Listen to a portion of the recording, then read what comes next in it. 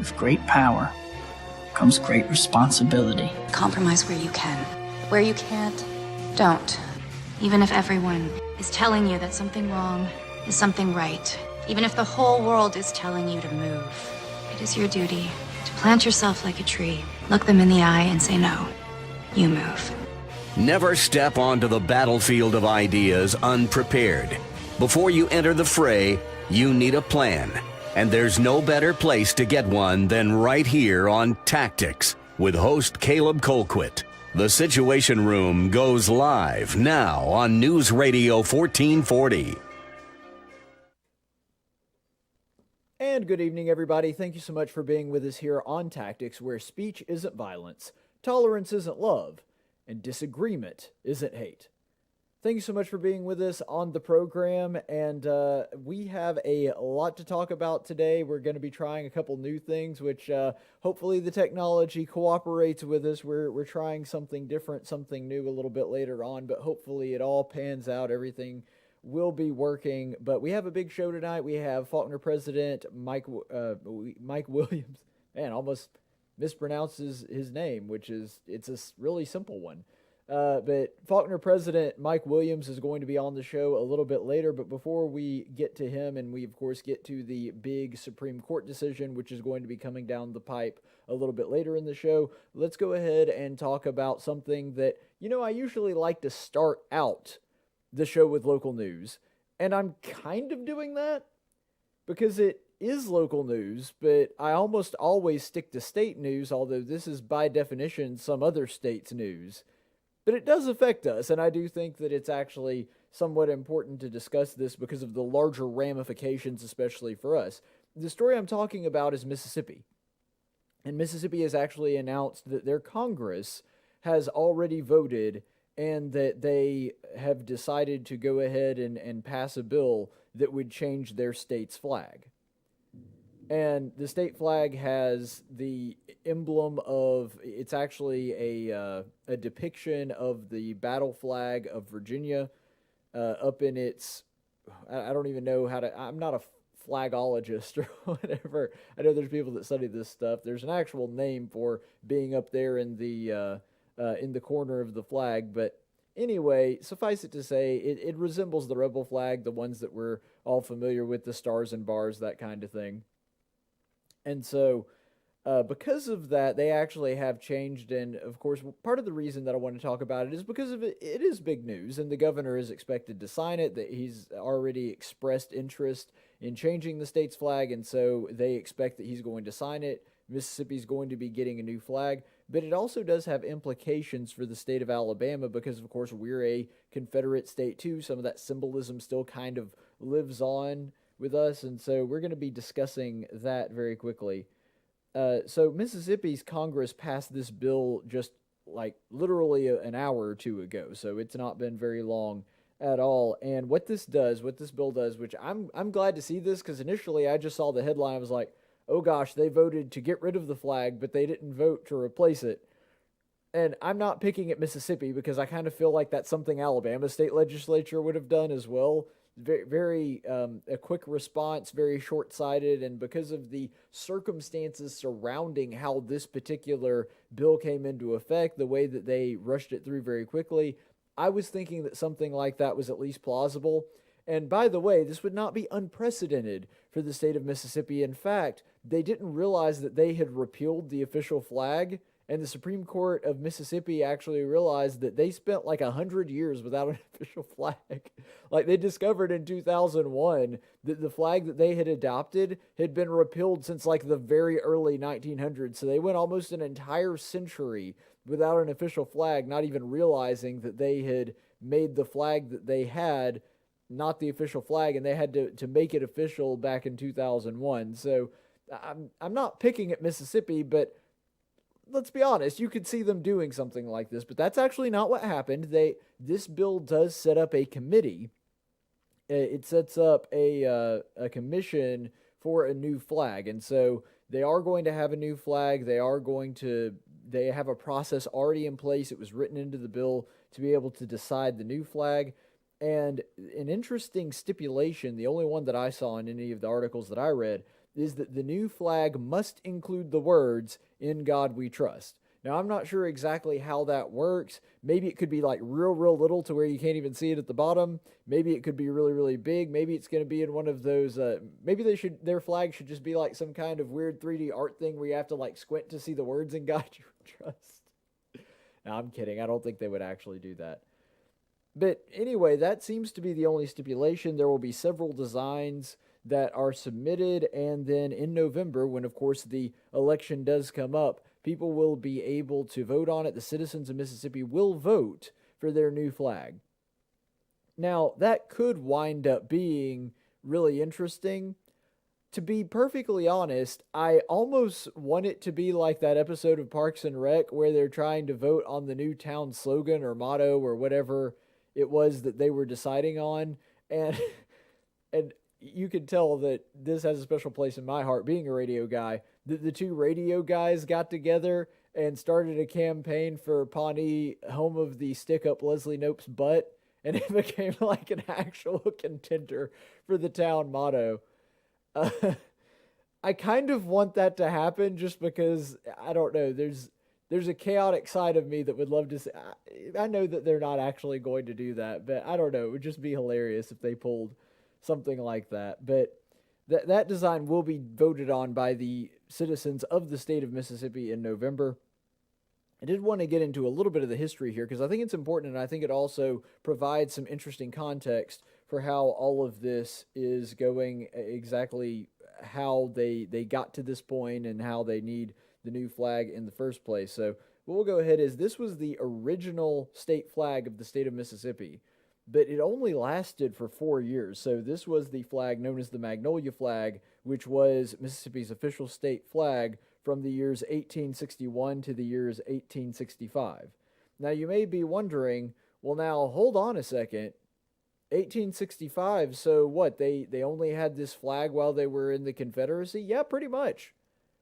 The thing about this flag is, once they were defeated and, of course, the surrender at Appomattox Courthouse by General Lee and the war was over, the states were reunited, that flag was no longer official, and so they rocked along for a little while without an official state flag, and then they finally adopted a new state flag in 1894, and you can see that design here, which is the design that they just voted to replace. So this is an actual flag. You can see it's got the I believe the official flag, this one is not, but I, if I'm not mistaken, the official flag of the state of Mississippi, which this one seems to have its proportions just a little bit off, the rebel flag up in the corner is actually a perfect square.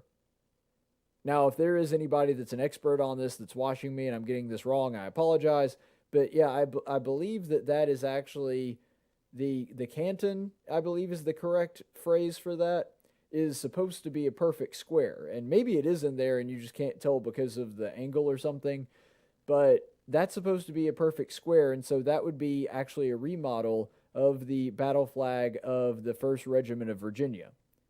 And so it is a nod, a nod or an ode to the Confederacy. And that symbol kind of became synonymous with the Confederacy. Normally what we think of as the Confederate flag actually isn't the Confederate flag. It's a more commonly referred to as a Confederate battle flag or the rebel flag.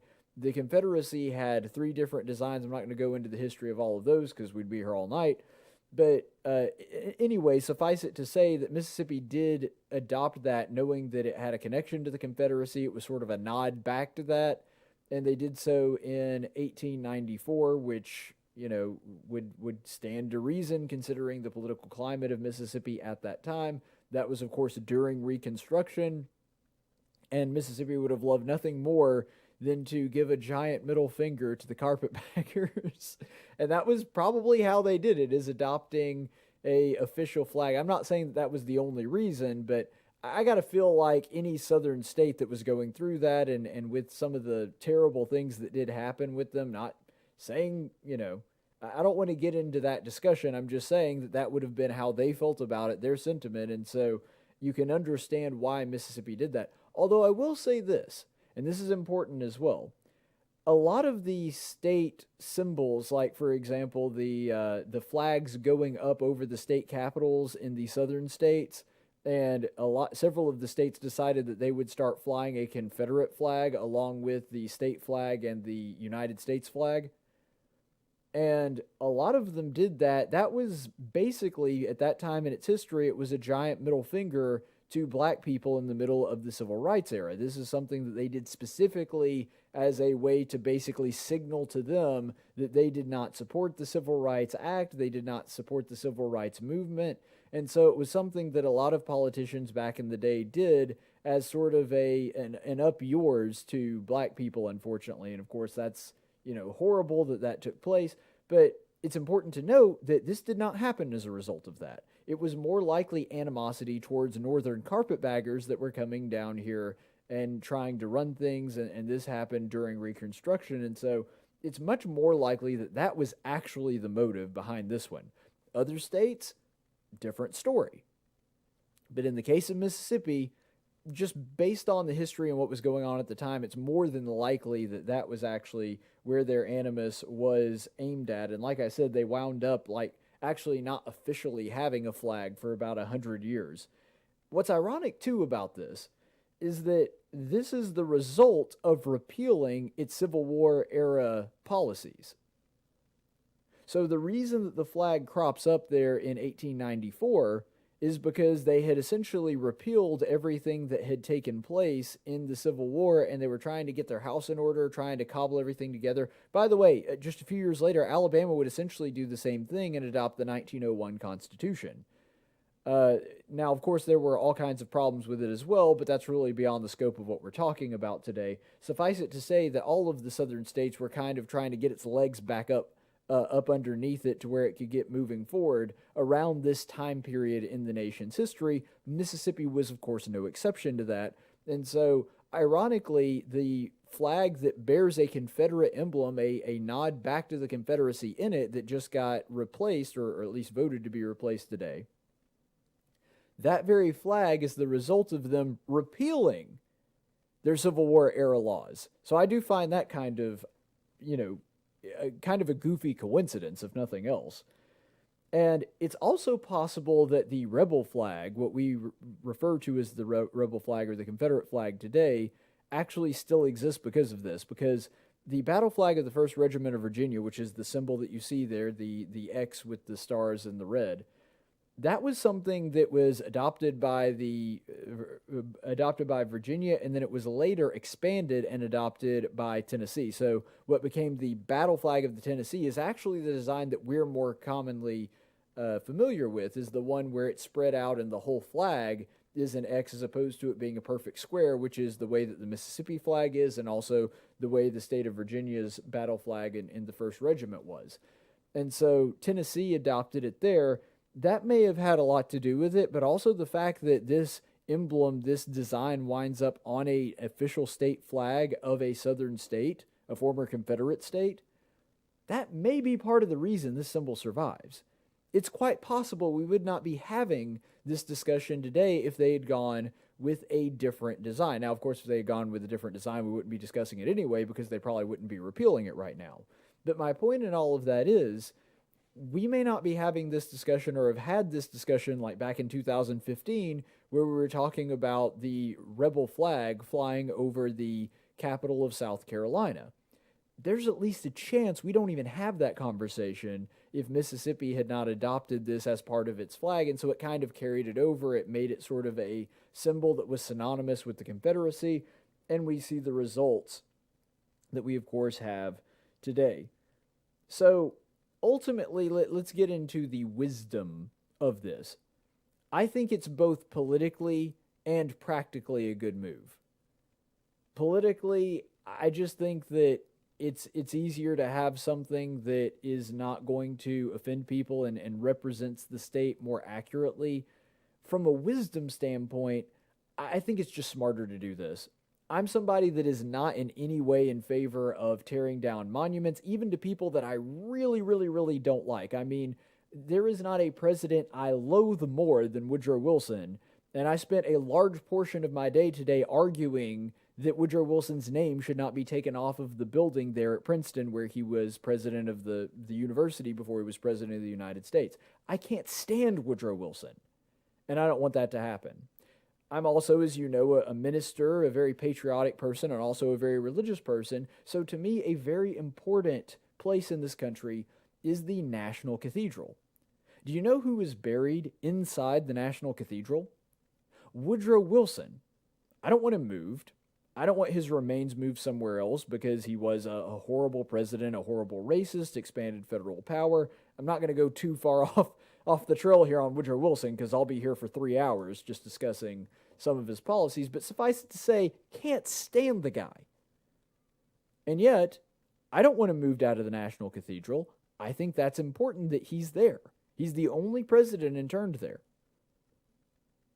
And I don't like it. I don't like the fact that that decision was made, but historically it is important. And it's also important to remember that there were people that not only thought he was a good man and a good president, there are also people that thought he was a religious Christian man. Enough to where they actually put his remains in the National Cathedral. And just like the monuments to people that I don't think were necessarily good people, like Jefferson Davis or Vladimir Lenin, and yes, those do exist. There's a bust of Margaret Sanger in the Smithsonian. There is Malcolm X statues. There's 2 or 3 of those in America. Even people I vehemently disagree with and don't like, and frankly, had I been alive at the time and people wanted to dedicate a statue to them at the time, I would have opposed it. The fact that there were people that thought that they were people that were worthy of honor is a giant testament to the folly and the ease that mankind can slip into sin and error. And I think that that's a good thing. Human beings, by our very nature, we tend to not learn our lessons. We tend to be slow learners. We tend to slip back into our old habits and our old sins very, very easily. And so having giant monuments to humanity's stupidity all over the place, I think is a really, really good thing. I don't think that the flag discussion is the same discussion. And here's why. When it comes to the flag, this is a state flag that is supposed to be a symbol for the state and what it stands for. The rebel flag, even though, yes, it does look cool, and I like the look of it personally, it is a foreign flag. It would be no different than if we had a state that flew, for example, the British flag as a part of its state flag. Well, that would be completely inappropriate. They're flying a foreign flag. Yes, the state may have been under that jurisdiction at one time, or let's take Louisiana, who at one time was a part of the French Empire. Would it be appropriate for Louisiana to have the French flag as a part of its design? I would say no. Maybe something that alludes to its culture would be okay, maybe something that alludes to Louisiana itself, but just having the French flag as a part of its flag's design, I don't think so. That seems to me to almost signal dual loyalty, and I'm not accusing Mississippi of that. I know that's not what they mean by having it. I mean, it's been there for a long time, and they haven't rebuilt since then. I get that. But I'm just saying that that's one place where I really think that it's better to break that and to not be there. So don't remove history, don't remove the monuments, keep them where they are. But I actually think this was a good move. I actually think that this was smart. I don't have a problem with them changing the state flag. And here's another thing, too, when it comes to the statues. I think that states and municipalities and towns ought to be able to make that decision for themselves, even though I disagree if they think that it should be taken down. But Mississippi did this the right way. They didn't have a bunch of rioters and people coming and showing up and taking down the flag and putting up a new flag and them just going, oh, well, I guess they've torn it down. There's nothing we can do about it. This happened the way that it's supposed to. Even though I agree with the decision, even if I hadn't, this was the right way to handle it. I would disagree with their decision to take down a bunch of old Confederate statues, but if they are going to do that, they don't need to let the mob rule. They need to let it be done by the people, by their decision, the people that are actually going to have to live there. Those are the ones that should be making that final decision. And so, ultimately, I think that it's important to understand both sides in this. because there are a lot of people that are going to be making the argument, and I'm sympathetic to the argument. Doesn't mean I agree with it, but I am sympathetic to it. That the reason that that was there and the reason that people today fly the rebel flag, the Confederate flag, whatever you want to call it, even though it's technically not the Confederate flag, the reason that they want it there is because it's a part of their heritage. They have pride as Southerners, they are proud of where they are, and because of that, they would like to have the flag as an emblem to represent that. Okay, I get that. But guess what? The original colonists, before everything happened with the Revolution, they were proud to be British. They were. That was a part of their heritage, something that they were proud of. There was, just like there is today, a sense of patriotism. There were some founders that were far more patriotic when it came to being British than others. Alexander Hamilton and John Adams come to mind, who, even though they did support the cause of liberty and breaking with the king and breaking with England eventually, it was a hard sell for them. It took them a lot longer to get there than a lot of the others, and they were more patriotically British, even after the Revolution to a degree, than they were beforehand, but they still decided to make that clean break. And I think that that's one thing that Mississippi has kind of failed to do. You can be patriotic for your state. You can be patriotic being from the South. Believe me, I am. Born and bred in Alabama. I've lived here my entire life. I've never lived in any place outside the state of Alabama. I've lived in Auburn for a while when I was at college, so I've lived in different cities, but I've always lived within the state of Alabama, and I love being from Alabama. I don't shy away from it. I mean, my show is a dedication to Alabama state news. Obviously, it's something that's really important to me. But there are other ways to express that, and we'll get to that in a second. So ultimately, what this does boil down to is a communication issue. And this is where I get to use my fancy Auburn degree that I paid thousands and thousands of dollars for. So, kids, you can pay thousands of dollars for a college diploma and be able to do goofy one-off sideshows on an internet show. That's why you get your diploma. So we'll go ahead and check this out, because this is where my communication degree really comes in handy, is that there is a pretty big miscommunication problem. And I'm not going to give you an entire lecture on human communication and how it works, but this is the long and short of it. This is the basics. And you can see there that you have the source. That's the person that wants to send the message. And then they encode the message. And the encoding process is basically from your brain to your mouth, if this is done through verbal communication. So it's that process of trying to figure out how to distill what idea you want to convey and encoding it into some kind of messaging system.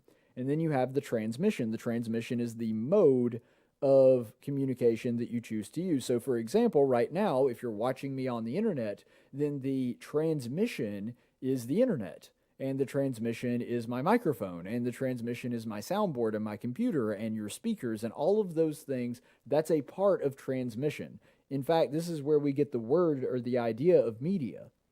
So the medium on which we are communicating, in this case the internet, would be the form of transmission. And then once you hear that message, there is a decoding process. So you start breaking down and trying to comprehend and understand the message that was sent to you. And then finally, there is the receiver. That is, of course, the person that gets the message, and then there's feedback from the receiver, there's noise, but we're going to kind of ignore that part just for our purposes here tonight, because, of course, we could get into that, but that's going to take way too long.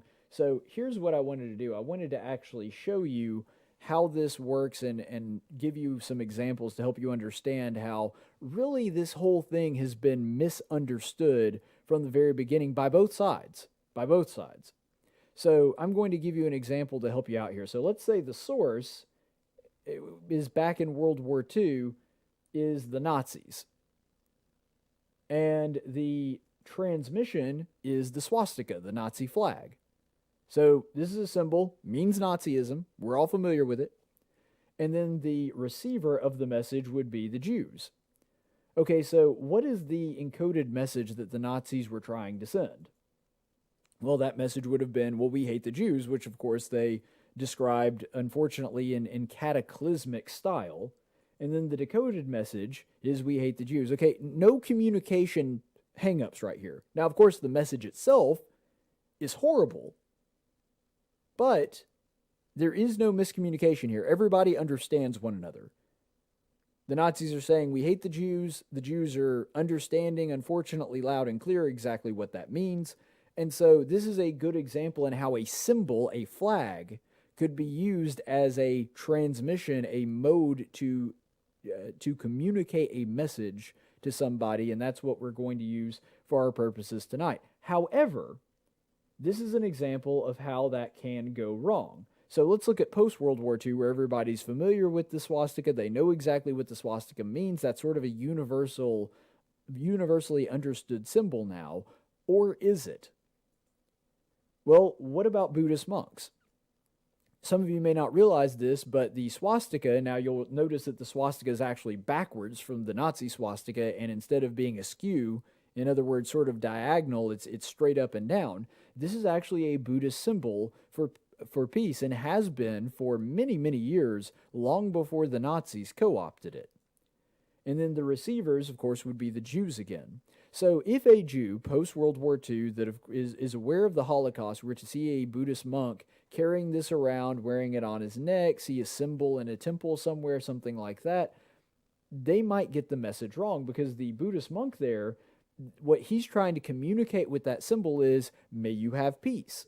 That's what he means by showing that symbol to the world. That is the message that he is broadcasting and projecting by having that symbol on him somewhere or around him.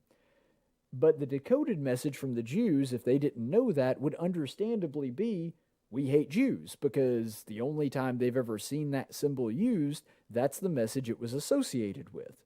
And so you can see and understand how the message could be misunderstood. That even though the encoder of the message, the source, is putting out what in his mind is a very clear and succinct message, even though that is the case, and even though the transmission itself is not quote-unquote bad, the wrong message is being received.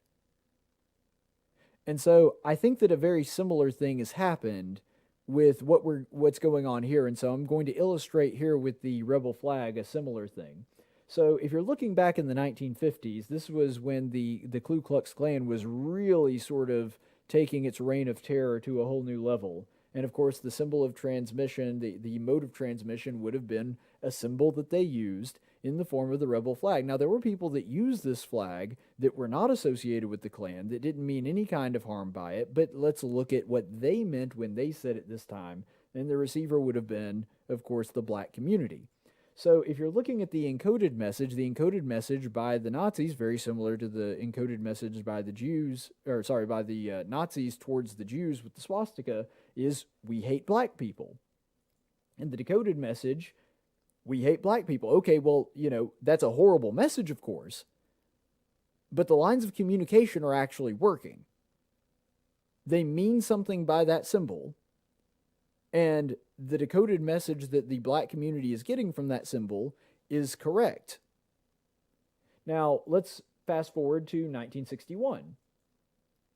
So the source in this case would be, and I have the South Carolina capital, but this was actually happening, I'm using South Carolina specifically here, but this was happening in southern capitals, several of them, ironically not Alabama's to a degree, or at least not in a way that you could pin it down correctly or consistently. But we'll just use South Carolina because it's the specific example that was the longest to hold out on this, the longest to not stop doing this, where they started flying the rebel flag over their capital along with the United States flag and their own state flag. Well, of course, the receivers would be the black community again. Now, it's important to note that in 1961, part of the reason that South Carolina and other southern states did this is it was basically a giant middle finger to the black community, telling them that they did not support the Civil Rights Act, they did not support the Civil Rights Movement, and this was sort of a intimidation factor, may go a little too far, but it was certainly something that was done to communicate that the state did not approve of the actions of the black community and the Civil Rights Movement. So in this one, the encoded message is blacks are inferior. Not quite as strong as we hate black people, but still pretty strong and pretty negative. And because of the association with the Klan, you can understand why the black people would still perceive that message, especially as malicious as it was, as, well, we hate black people. That's how they understood the state to be communicating with them while that symbol was present. And that kind of is pretty close to originally what the encoded message actually was. That there were people in the state capitals that wanted to communicate a similar message toward the black community. And the reason that they were saying blacks were inferior, of course, is they believed that they had less rights or should not have their full civil rights like white citizens should. Now, let's fast forward to today. And this is important because you have to remember that especially with people in my generation, and I'm not saying this is a brag because we didn't choose this, this was mostly something done by our parents, the vast majority of the kids that I ran into, your average redneck Southern boys, and girls, of course, but I'm using guys in this particular scenario just because I am one. Your average child raised even in the South at this time period was not taught all of this. And I remember back when there was the like Southern Pride, Southern Heritage movement, and there was a lot of Southern Comfort was the clothing company that did a lot of that stuff. Now you have similar things with the Rowdy Gentlemen and whatever. So when we saw the rebel flag, the only thing that we ever thought about with that, and I can speak from my own experience, maybe there are people that had somewhat of a different experience, but ultimately the vast majority of the people that I knew of that saw the rebel flag, looked at the rebel flag, they just thought of that as being something of Southern heritage. And then, of course, the black community, they were taught something very different because their parents and grandparents actually experienced the civil rights movement. They remember when there were people like the Klan, like their own state governments, unfortunately, that were using this symbol to communicate evil intention to them. And so in this case, you have the encoded message of, I love the South. To most people my age, and actually even a little bit older, that were raised in like the late 80s, early 90s, race relations were not perfect, but they weren't that big of an issue for anybody under a certain age. We never really grew up with that. I mean, we went to school where schools had been desegregated for a really long time. Nobody really thought anything about it. I'm not saying that there was no racism or there were no racist kids in this period, but it was an extreme minority. By and large, people just didn't think about that kind of stuff. We just kind of all thought of each other as equals because that's what we were taught. And when it came to the flag, we always just kind of thought of that as being something, hey, I'm proud of being from a southern state. I love my hometown. I love where I'm from, and this is a way for me to communicate that. Unfortunately, like I said, though, when it came to the black community, their kids were taught something completely different. Their kids were taught, and reasonably so considering the history, that symbol means I hate black people, the same thing that they understood it to mean back in the 1950s and 1960s. And so I say all of this and I do this presentation just to help you understand, do you see how in that scenario, there's no malicious intent from either side?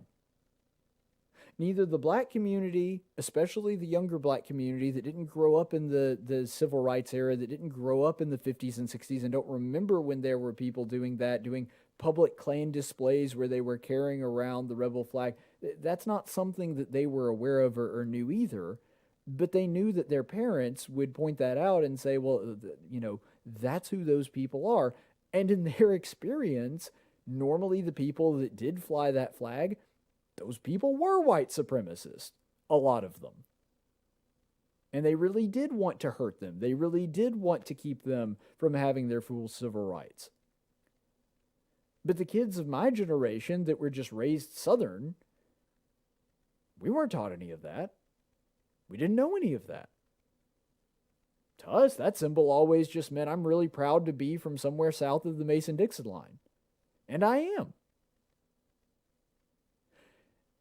And so what happens in that situation when you put those elements together, and I know that took a really long time, but I think it's necessary to really digest and understand where everyone is coming from.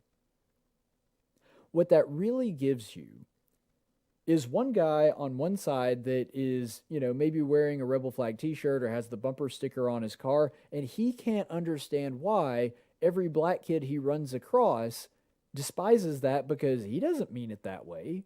He's never been taught that it meant that. None of those things. And then, through no fault of their own, the black kids see it and they see somebody that hates them and doesn't like them and thinks of them as inferior.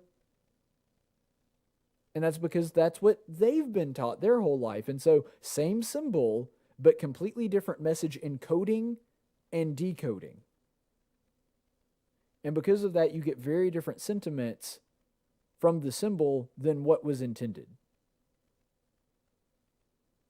And when that happens, not only do you have, obviously, because the wrong message is being understood, the black people that see that, not only do you have them being wildly offended, and you can understand why, but then when they push back on it, then all of a sudden the white kid that wears the symbol that didn't mean it that way gets offended because you're accusing him of being a racist. I mean, that's one of the most terrible things that you can accuse a person of.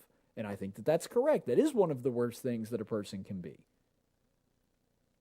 But you've just accused him of that even though he never intended anything like that. And so do you see how you could have two perfectly reasonable, rational people that meant absolutely no harm towards one another all of a sudden at each other's throats? You see how quickly that can escalate? Because I think that's what has happened more or less, and especially in the past 5 or 6 years. That's where we have gotten. But ultimately, I think that the solution here, when you've got two sides that are both understandably upset, and both had no malice toward one another going into this situation, that I think that the only solution here is to extend as much grace and benefit of the doubt to the other side as possible. To be calm and to be patient and to assume that the other person isn't a bad guy. Then when all of a sudden a black person gets wildly offended at you having that symbol either on you or on your truck or whatever, that you extend as much grace to him as possible and understand that that's just what he was taught growing up his whole life. And the same way, the other direction, that when the black kid sees the white kid with the rebel flag sticker, that he doesn't assume automatically that the guy is a white nationalist that wants to kill every black person he meets. We should be overly generous with the grace, and if we get it wrong, then we get it wrong. Like, if that black kid actually does run into a white supremacist, like, for example, Dylan Roof in South Carolina, that really did want to kill black people and really did want to use the rebel flag in that way to intimidate black people, it's better to get it wrong there than to assume that every other person that uses it is some kind of, Klan member. And the opposite is also true, to assume that there is no ill intent when somebody is aghast by that symbol. And so I think that we should do that which is wise, and it's part of the reason that I don't really use the symbol anymore. It's because it's too much trouble, it might offend people, and you know what, there's better symbols out there to use anyway. And there was a sermon that was preached by Brother Brent Missildine, who, by the way, is the preacher up at the Prattville Church of Christ and a good friend of mine. And he actually did a guest speaking sermon one time that I was in attendance to, and he made a fantastic point about how Paul especially made some accommodations for people that he didn't have to do, all for the sake of making it easier for him to talk to and relate to his fellow brothers in Christ. And there's even a verse that he alluded to where Paul is talking about in Romans the sacrifice of meat to idols and what laws are acceptable and not acceptable when you can eat certain meats and not other meats, which is something that Christians aren't really familiar with today. But back then it was a big deal because you had a lot of Jewish Christians that were debating over whether or not they had to keep the dietary laws or not. And Paul basically answered with, okay, the Greek Christians here are actually right. You don't have to adhere to those things, but it would be something that violates a person's conscience. And because of that, if I have to never eat meat again to keep my brother from stumbling, I will do it. That is an outpouring of love. That is a willingness to say, even though it may cost me something, if it helps my brother get to heaven, I'll do whatever it takes. I mean, is that not the attitude that we should all reflect? I don't think that it's morally wrong, especially considering that there were a lot of people of my generation that were raised thinking that the flag means nothing other than Southern heritage and I'm proud to be from the South. I don't think there's anything morally wrong with using the flag to that, and I would not assume that anybody that was using the flag as a symbol to decorate their home or something like that was doing something wrong. I don't think that that's correct. But what I will add and what I will say is, maybe that's something that we need to think about in the way that Paul did. If it's something that's causing problems, if it's something that's going to be a hindrance or a hurdle to spreading the gospel or communicating the love of Christ to another person, maybe we got to reconsider whether or not that is something that is worth being used here. And from the political realm, frankly, I think it was very unwise for Republicans to make this their hill to die on. And I said that even back in 2015 when we were debating all this with connection to the shooting, that it was so ridiculous that Republicans have made this like their big issue. I mean, for Pete's sake, we've had 60 million children killed in their mother's womb. Do we not have better things to worry about than this? And so ultimately, I do think that it comes down to a message of let's pick our battles more wisely, and let's maybe take some reevaluation into whether these things are actually worth saving or not. Because frankly, just as a Southerner that grew up around it, I like the Confederate flag. I like the rebel flag. It looks cool. And it's a cool little bit of history. It kind of like my other historic I don't even know, knickknacks or whatever that I collect. That's just something that I find interesting and cool. But maybe since it might hurt my ability to share the gospel with others, maybe that's something I don't need to necessarily display in public. Or unless it's somebody that I know is already comfortable with it and okay with it, or somebody that may be into history. Because I don't want to give off the wrong message. And if I'm ever transmitting anything, to go back to our communication theory, anything other than I love that person because they are another human being created in the image of God, I got to do some reevaluation. See, because there's times where when we offend one another, it's worth it. The gospel offends people all the time. If you tell somebody that is neck deep in postmodernist thinking and you tell them that there is an objective truth and there is a right and wrong, that's going to offend them, but you still have to tell them. This, I don't think you can make the case that it's something that you need to hang on to real tight. And I don't convict anybody that uses the symbol as long as it's not motivated by any kind of malice or malcontent in their heart for their brother. But I do have to question their wisdom in continuing to do that, knowing that it may hurt their ability to talk to others about Christ. And when it comes to this, now there are better ways to display Southern heritage. One thing that has become very popular, and you can see this at places like Canucans or the Outdoor Store or other places that sell this kind of trendy salt life kind of stuff. I don't even know really how to describe it.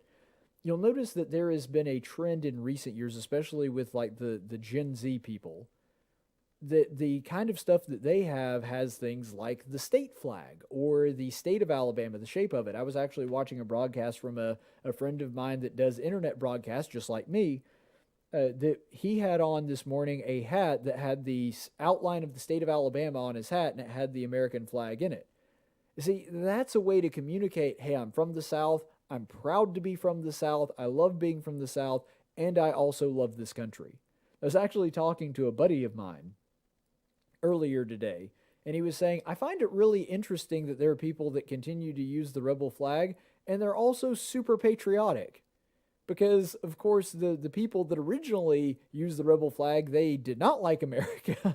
They really didn't like America. And they didn't like it so much that they were going to secede from the Union and America was the enemy.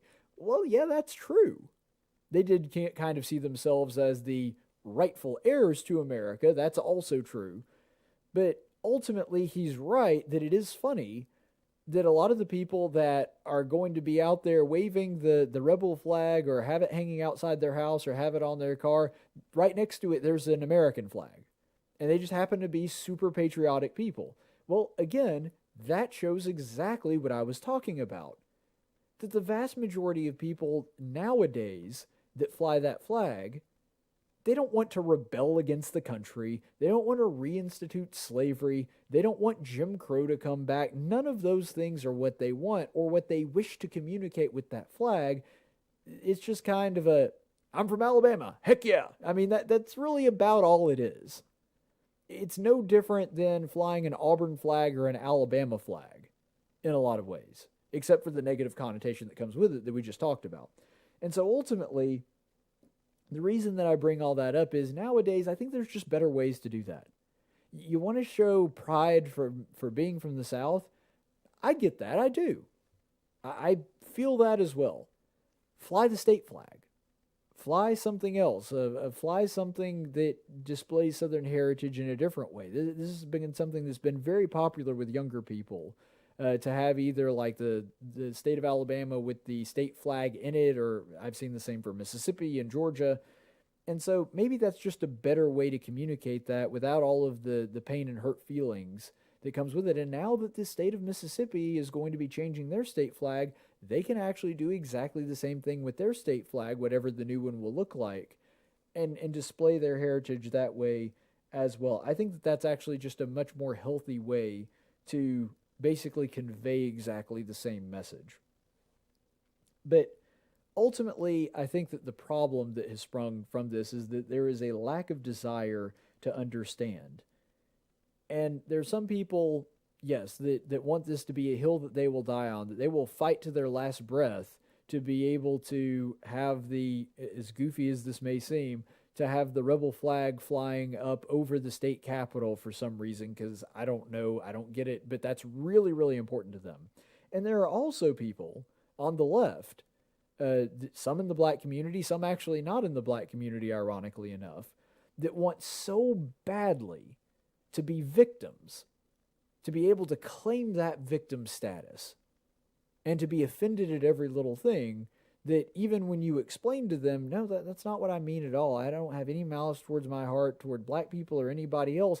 I just really like living in the South. They won't accept that answer because they love being the victim and they love virtue signaling to everybody else how superior they are and how morally inferior you are. Because in intersectionality land, being able to morally drag someone else down is the ultimate testament to how virtuous you are. It doesn't make any sense because it's not based on reason, but you understand what I'm saying. So yeah, there are bad actors out there, and there are people like that are either going to make keeping the rebel flag high and flying over state capitals the hill that they want to die on, and there are also bad faith actors that just want to be victims and are going to be offended no matter what it is, and as soon as they get rid of the rebel flag, they're going to come after anything else. Once they get rid of the Confederate statues, they're coming after Jefferson and Washington, and then Lincoln and Teddy Roosevelt and everybody else. Yes, those bad faith actors are out there, but the more that we realize that they are just a loud minority and the vast majority of people are willing to extend grace to somebody, they're willing to learn, they're willing to listen, I think that's going to make our conversations a lot more productive. All right, We have President Mike Williams, the president of Faulkner University. He is coming up in just a second after this break. We'll be back.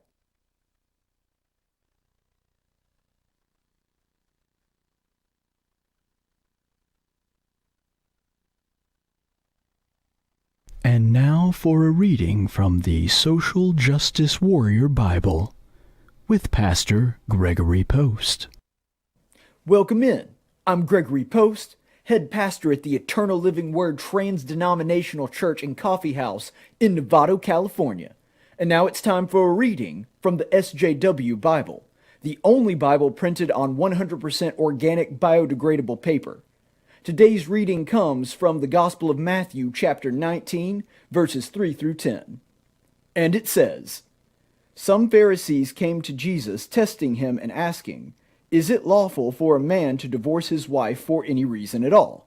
And he answered and said, Have you not read on your Bible apps that he who created him from the beginning made them male and female, and trans and pansexual and non-binary and Jupiter gender, or one of the 150 other options? And said, For this reason, a man/woman/other shall leave Z's father and mother, or father and father, or mother and mother, or two mothers, father, and their special friend Sequoia, and be joined to his wife, or wives, or husband, or life partners, and the two shall become one flesh. So they are no longer 2 or 3 or 14, but one flesh. What therefore God has joined together, let no man separate.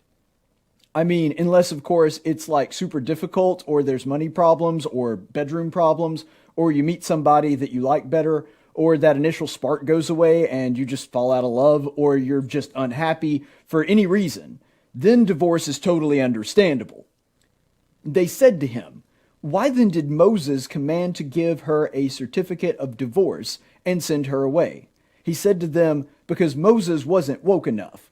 He was some rich, spoiled prince who was probably white and a tool of the patriarchy. So why do you care what he thinks? And I say to you, whoever divorces his wife and marries another woman, it's totally cool with God as long as you're happy. That is all God wants, after all. The disciples said to him, That sounds super convenient. Thanks, Jesus. Wow. So inspirational.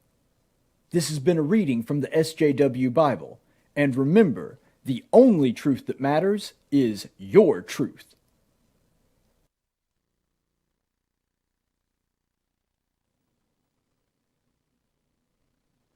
And welcome back, everybody. Thank you so much for being with us here on Tactics. My next guest is the president.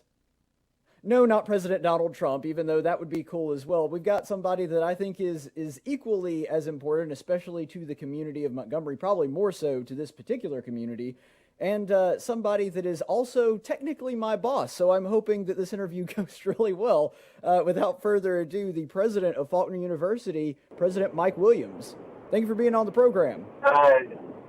Well, thank you, Caleb. Great to be with you, and thank you for a kind introduction. And good to be a part of this program today. Well, thank you so much for agreeing to do this. And you and I both know why you're here, but the audience may not have heard the news yet. And so if you would go ahead and give some details. It turns out that Faulkner University is expanding, and there was some really big news breaking on that the other day. So if you would just tell the audience exactly what happened.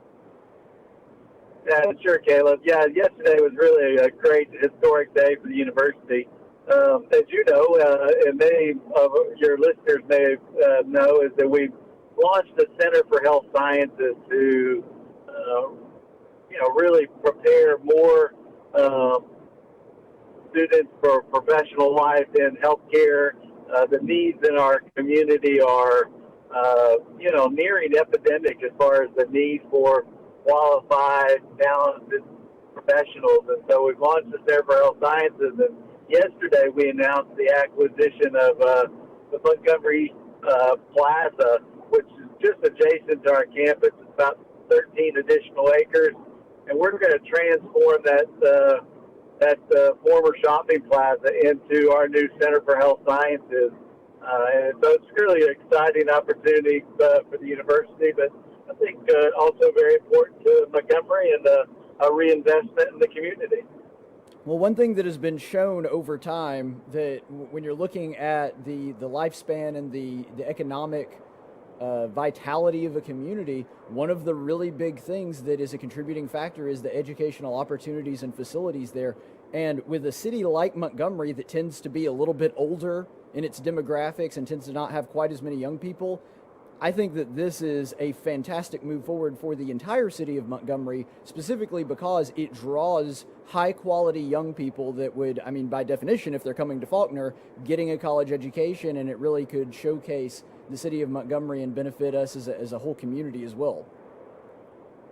Absolutely, Caleb. In fact, I mentioned that in the press conference yesterday that, economic development, is an outpours of talent acquisition. And for us, it's a great opportunity to recruit these talented individuals from literally all over the country that will come and be a part of the College of Health Sciences. And then if we can integrate them into the community, integrate them into churches, nonprofits, communities in our city, it's just a great opportunity for us to lock them down, and hopefully they'll see Montgomery as a great place to, put their roots down, raise a family, and really contribute to the progress of Montgomery and the river region.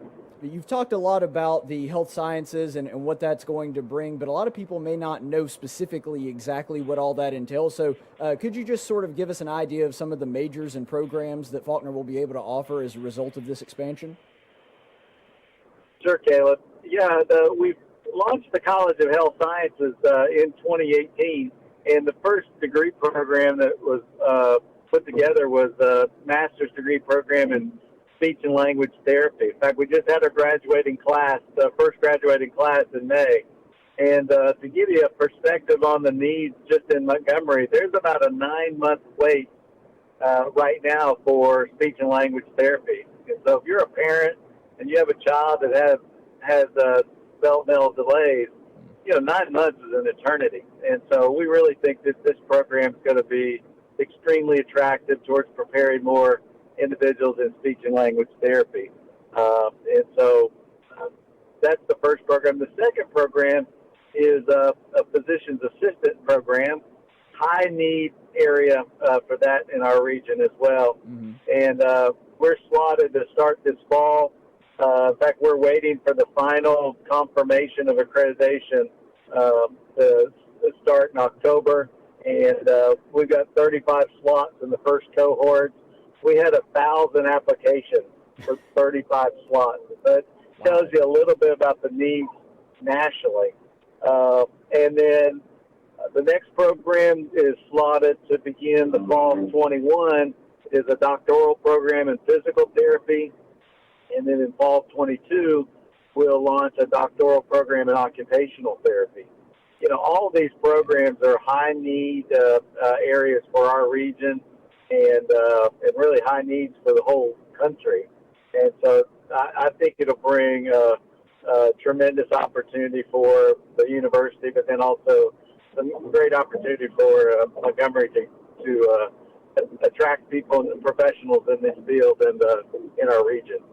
Well, now I have a friend actually in Florida that wanted me to ask this question specifically just to get a little bit of clarification, because she was wondering about it. She's actually a nurse down in Pensacola, and she was wondering, being a member of the Church of Christ and being very active with their youth group who, were coming up on being college age, if there was going to be a nursing program specifically. Is that the physician assistant, or exactly what does that look like? Well, we are looking at nursing. Obviously, nursing gets a lot of press as all the healthcare disciplines. Obviously, the shortage in nursing is epidemic really all throughout, and we're certainly looking at nursing, and that could be on the horizon, after these 4 programs are launched. Obviously, she's not the first to ask that question. In fact, we have a lot of, public policy folks and practitioners that love it. I got to say, I think that those programs are going to be incredibly helpful, and you were talking about the popularity of, and that popularity comes mostly from a need for some of these majors and some of these programs, and I can attest to that even myself, because, of course, I went to Faulkner and Auburn. I split up my education between those two institutions when I was doing my undergraduate work. And whenever I was hitting on a girl, and when I say hitting on, I mean getting shot down by a girl, like 9 times out of 10, she was a speech pathology major. So that's a very, very popular program right now. And of course, what you talked about, there being just such a deep need for each of these different departments and these different majors, that really serves two purposes, is that it serves the community by training people in those areas, and also serves the community by providing an educational program for a fulfilling career for a lot of our local people and our students that can be drawn to the community as well. From a facility standpoint, what is the long-term goal for this? Because we've talked a lot about the programs that will be offered, and of course that's the most important part, but also, like, what is the facility going to look like? I've heard some reports that sound a little confusing, that they're saying that we're going to set up in the old Burlington coat factory, and then some are saying we're going to tear that down and build a brand new facility. So in the long term, what exactly does that spot of land look like for Faulkner University? Well, I think, it'll be a process, Caleb. The first step is just transforming the old Burlington coat factory building, which is about an 85,000 square foot facility. That will be transformed. And if you go to the Faulkner website, we've got an artist rendering. It really doesn't look like the same building, but that building will be transformed into housing these 4 academic programs. And then over time, we're going to continue to invest in that property and just integrate it into the Faulkner campus. There's some current tenants that lease spots from us, and we're going to maintain those relationships. And, and as we maybe have opportunity to grow into other areas of that property, we'll do so, but that will be over time. I got you. Well, that somewhat answers a question that I had, because as much as I love Faulkner and love to see this expansion, think it's a really good move for the university, I also, one of my initial thoughts was, oh my gosh, what happens to Mr. Chins? And so... Oh, yeah, absolutely. Yeah, we'd offend half of Montgomery if we told him that Mr. Chins and Lex was not going to be there. And so, yeah, those are two just anchor places there in the property. And obviously the mayor is interested in the probate court, and we want the probate court to be there. And so this will be a process, working together, looking towards the future. Certainly, and I'm sure that those will evolve over time, and we'll try to keep everybody aware of what's going on there. One of the things that I wanted to ask is, because I think we're going a little bit more general here, what is the value of somebody that is interested in any of these majors but just has had to kind of overlook Faulkner because they didn't have these majors previously, they didn't have these programs for them to take advantage of? I think that this is a great boon for people that really want a Christian education, a education that comes from a God worldview sort of mindset, but just hasn't been able to get it yet because Faulkner hasn't offered these programs. I think this adds tremendous value to them and our recruiting ability as well. Oh, absolutely. Yeah. And in our first cohort in the speech and language therapy, we had students really come from literally all over the country for our first cohort. And many of them did not go to a faith-based undergraduate college. And so their introduction to, a Christian university was really eye-opening. In our first cohort in the speech and language therapy, we literally attracted students from all over the country, and most of them did not come from an undergraduate college at a faith-based institution. Mm-hmm. So this was their first time.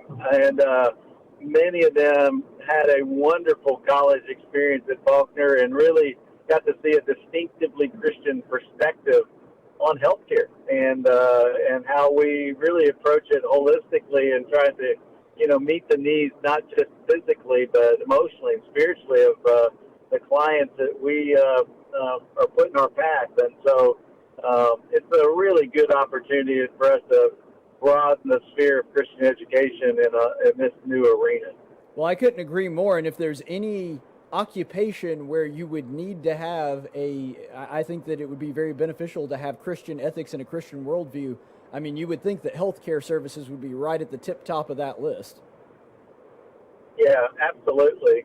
And one facet that we haven't talked about, Caleb, that is a really important part of this project. They were bringing these 4 programs together, but one of the things that's going to be kind of the nucleus of this effort is going to be an autism center. And, autism is on rising at epidemic levels throughout the country and even in the river region. Mm-hmm. And there's just not, we're 90 miles away from a comprehensive autism center in Montgomery. And so we're planning to launch a center, and this gives us a tremendous ministry opportunity to meet not just the clinical needs of some parents and children in our community, but obviously this is those types of diagnoses sometimes come with some very challenging things with it, and so this is really an opportunity for us to prepare professionals to really meet the needs of this community, or this segment of our community.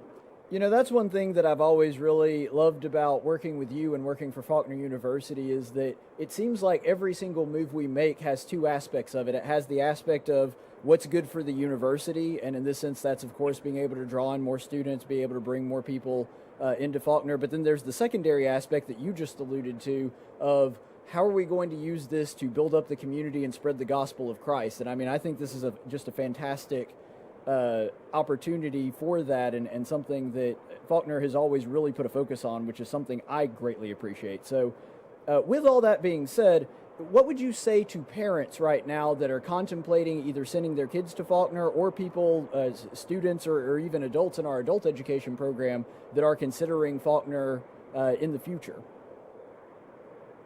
Yeah, thank you, Kevin. I appreciate the question. I think, obviously, from my perspective, after working in higher education for 35 years now, I'm more and more convinced that the choice that a person makes to go to college is probably one of the most significant life-shaping decisions that they make in their whole life. Mm. In fact, I would say it's a top 3, only outranked by a decision to follow Jesus Christ and who they marry. And then after that, you're going to be hard-pressed to convince me that there's a decision that has more life-shaping implications than where you go to college. And it's important because it's so much beyond professional. I think when you go off to college, you really do reassess your values and what you're going to base your life on. And I believe an institution like Faulkner really understands that process and helps young men and women really come to know who they are, what they're called to be, and it's just critical. So that's number one. But going back to your last point, as far as one of the things being good for the university, good for the community, that's what you want. That's what I think God has created this to be, is to be relevant to the community. He's equipped us with gifts to extend His grace and restore the world to what He intended from the beginning. And so, to me, coming to Faulkner University is like the extension of the mission. It's about preparing young men and women to really run the communities and be a part of the solution. And, I've always appreciated that both you and the other people that I've had the pleasure to work with at Faulkner have always seen it that way, that it's a ministry as well as a college and a university, and those two things work together in a great way seamlessly as well. So if somebody was interested that we were just talking about, where would they go to get more information? Who could they talk to? Yeah, they could go to the website, and then that's got all the contact information for the Office of Admissions, and for the traditional students or students graduating from high school, looking at Faulkner, and then obviously we can direct them to these different directors and deans of the graduate professional programs in the health sciences if they have a particular interest in those areas. All right. Well, thank you so much for being with us, President Williams, and especially being a trooper through driving through Mississippi and losing reception several times and still working with me. We had some technical issues there, but we overcame. Well, thank you, Caleb. I appreciate being a part of the program today, and I know your listener base are people of faith. They're people that really do have a lot of shared vision with Faulkner, and as far as what faith consume the community. And so we're just honored to be a part of the program today. Well, thank you so much, and hopefully we'll be able to, because it's been a while since I've been at Faulkner now, and we've never actually done this before. Hopefully it won't be as long before we get to have you back on the program again. Thank you for your time. Great. Anytime, Taylor. Thank you. Right, that was President Mike Williams of Faulkner University, and like I said, just fantastic guy, somebody that I really look up to and admire, both for his leadership ability as a president and also just as a very godly man and somebody that I really admire because of that. But I think this is just going to be such a fantastic opportunity for the city of Montgomery. I know that the city of Montgomery is not the one doing it, but just having Faulkner here has just been such a blessing, and I think that it's going to be something that really helps out Montgomery as a whole, and probably something that's going to help us out for years and years to come as this thing continues to develop. So what we'll do is we'll take another quick break, and we'll be back in just a minute on Tactics.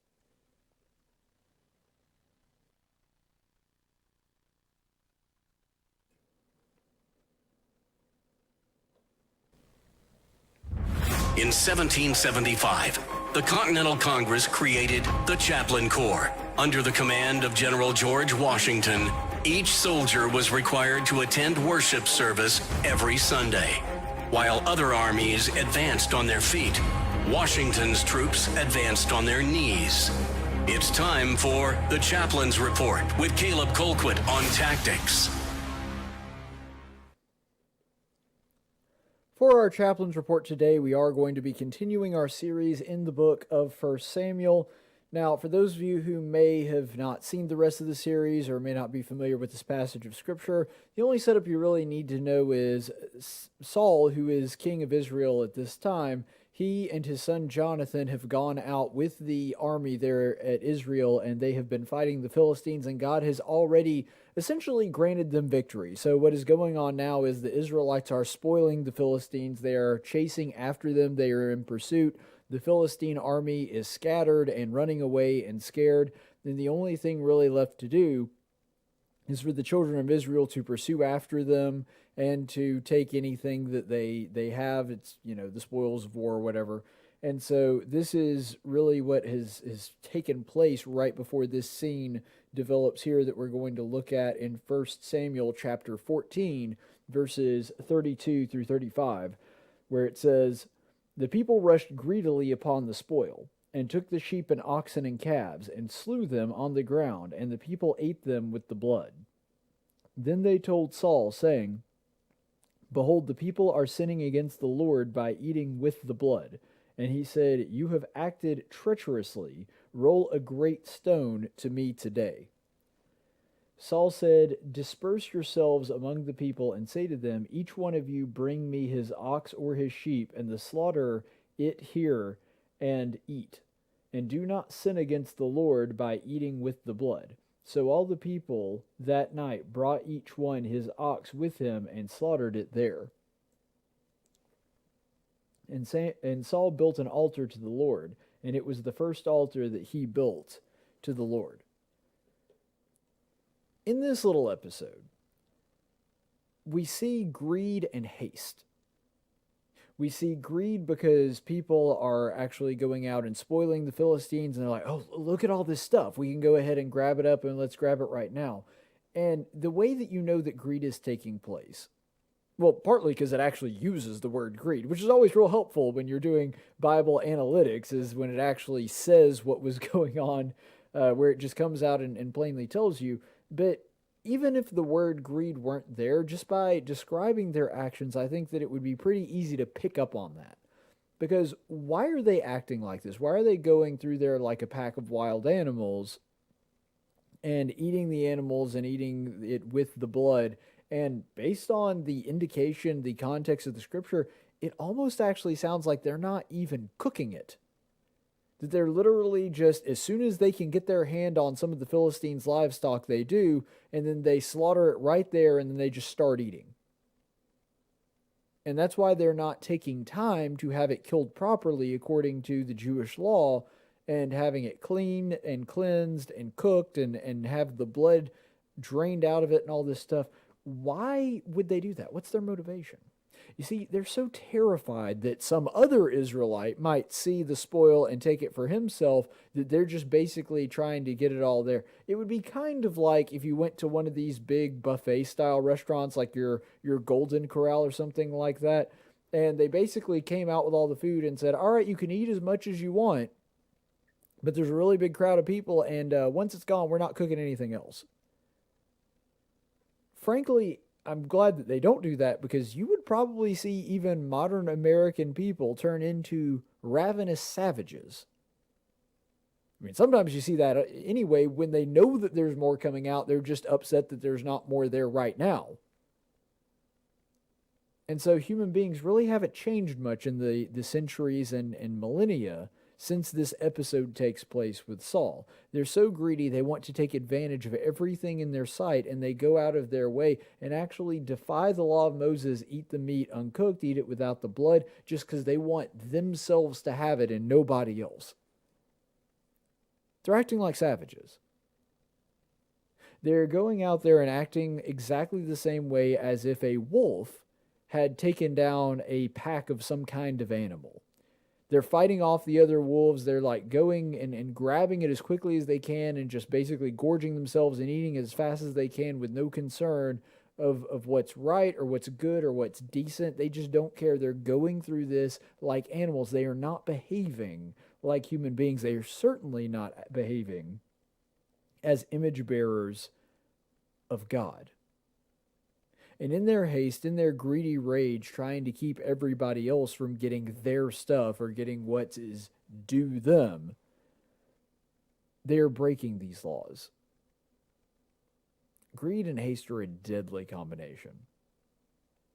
And whenever we find ourselves in that mode, in that sort of frenzy mode, which hopefully you don't see yourself getting into that all that often, but you don't think that there's examples of this in modern America?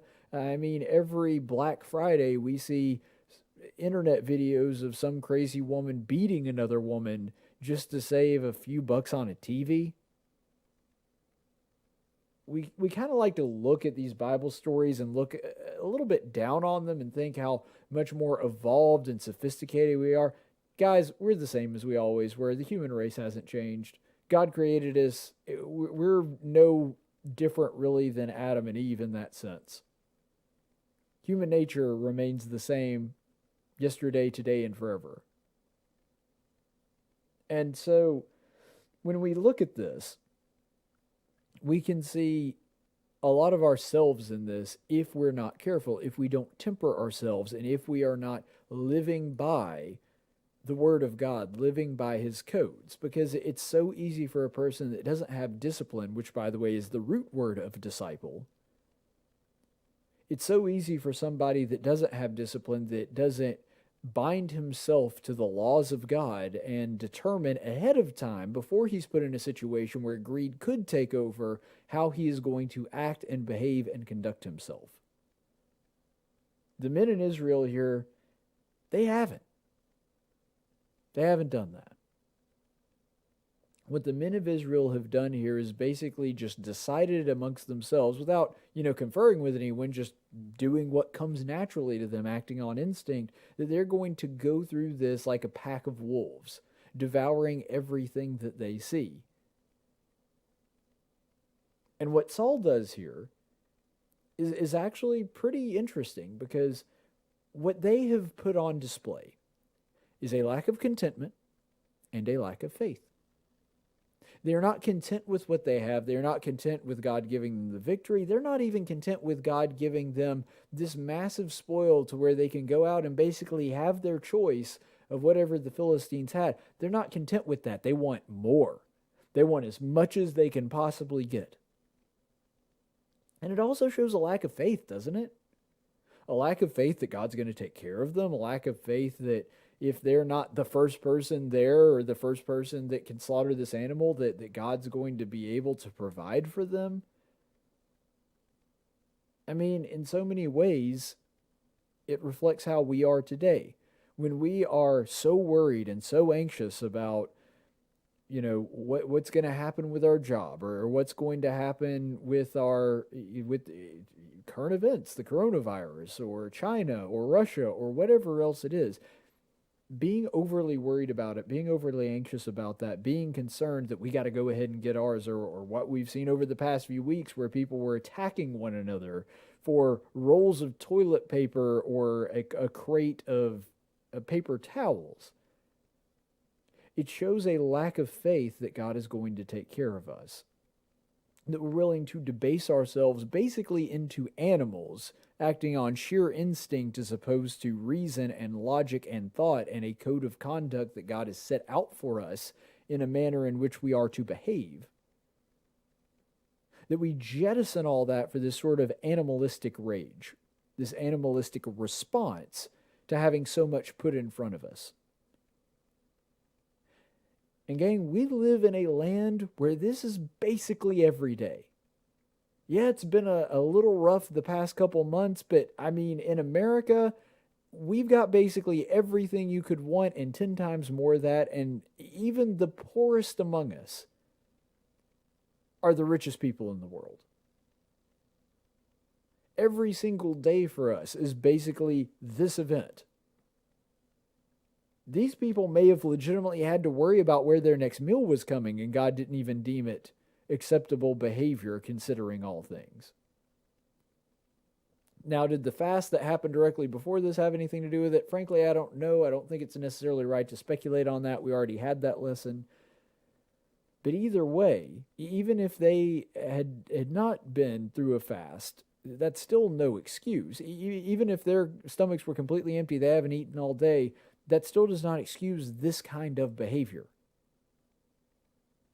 And because there is that lack of contentment, that lack of faith, Saul actually does something that's pretty smart. What Saul's response is that have people bring what they have, their oxen or their sheep or whatever they have spoiled from the Philistines, whatever they have gathered together, bring them here. We'll do this the right way. We're going to have it killed the right way. We're going to cook it. We're going to let them partake. And more importantly, I'm going to build this altar to God, and we are going to make proper sacrifice to show our gratitude for what we have been given. This is actually to set the stage here a little bit, to give us a nice mental image to help us understand what is going on in this scene. It's kind of like when you've got a big family come together for Thanksgiving and everybody sits down and then just automatically just starts grabbing everything, and we grab a whole basket of rolls because we're afraid that our brother, our sister, our cousin might get some rolls, and so we want all that for us. And so we're not even worrying about putting butter on it or anything like that. We're just double fisting rolls or double fisting turkey or mashed potatoes and gravy. Everyone's acting like animals. We're not even worried about the silverware. And finally what happens is Dad says, "Hey, knock it off. Let's be grateful for this. Let's say grace." That's a pretty good illustration of what just happened. And even though, like I've said so many times when going through the story of Saul, even though we do see him primarily as an antagonist because of what happens between him and David later in life, Saul shows a great deal of spiritual maturity and wisdom in this.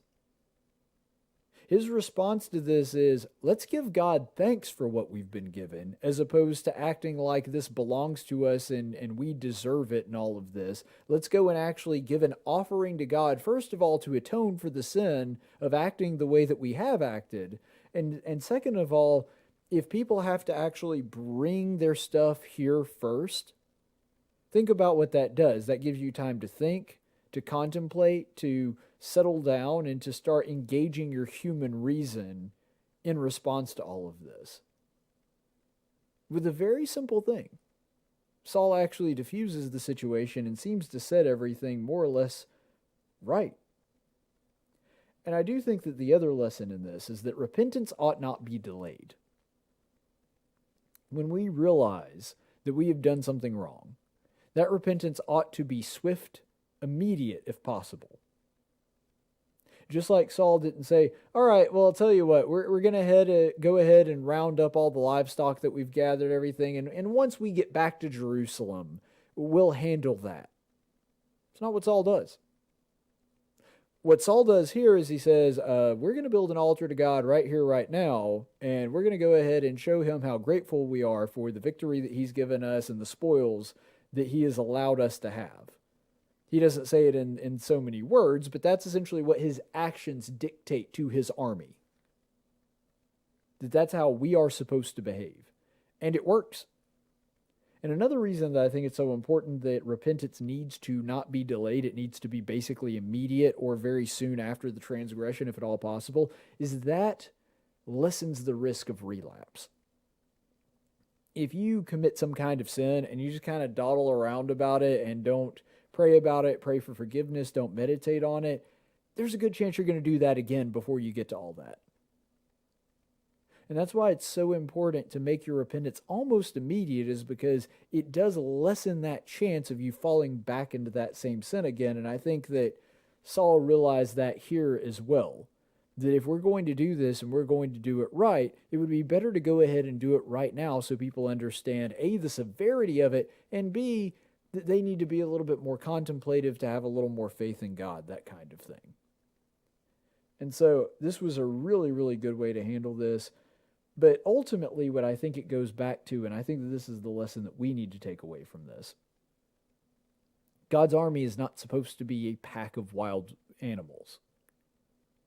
God's kingdom is supposed to look different from the rest of the world. We're not supposed to react to things the way that normal people would react. We do have that kind of faith. We do have that kind of contentment that shows that we don't have to be pillaging through everything that comes our way and trying to desperately cling on to everything we can get our greedy little hands on. And that ultimately comes because we know that God's going to take care of us regardless.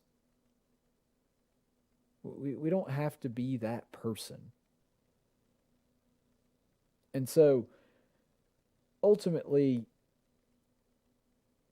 adopting that attitude that was in Christ, that attitude of contentment, that attitude of knowing that God is going to provide, that anything that we need on our mission, we will be equipped to handle, regardless of what it is.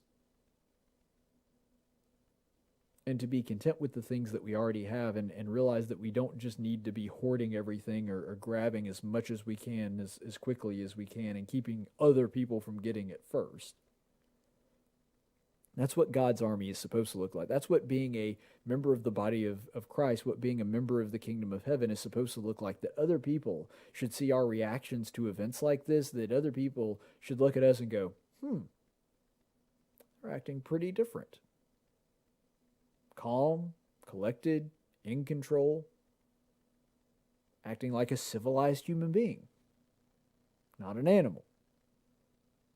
Because ultimately, if we're going to be the salt and light to the world that we're supposed to be, that's how people are going to have to react to us.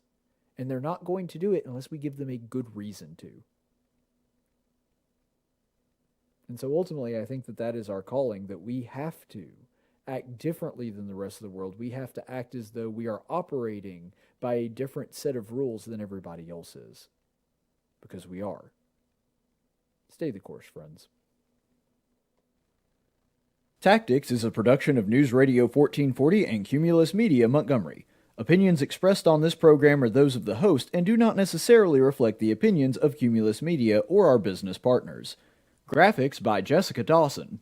Video production by Jackson Dean. Broadcast studio provided by Faulkner University. Location studio provided by the Dalreda Church of Christ. Copyright 2020.